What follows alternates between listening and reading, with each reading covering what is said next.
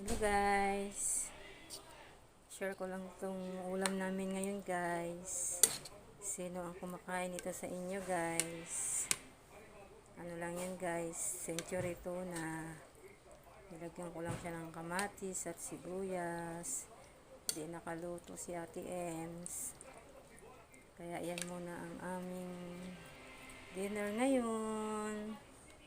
Century tuna with kamatis and sibuyas.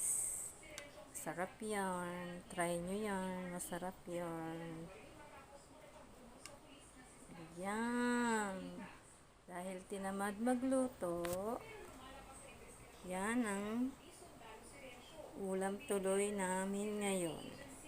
Pero gusto naman nila to. Sila naman ang nag-request ito na wala tayong ulam, di nakaluto si mama, hindi magbukas ng dilata. O diba? Sarap din naman yan. Try nyo guys, masarap yan. Sarap na, healthy pa. Century tuna with sibuyas and kamatis. Yummy yarn!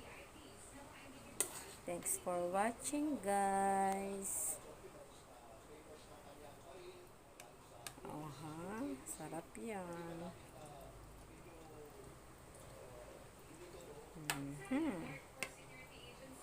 Maulang gabi nga pala sa inyong lahat. Bye!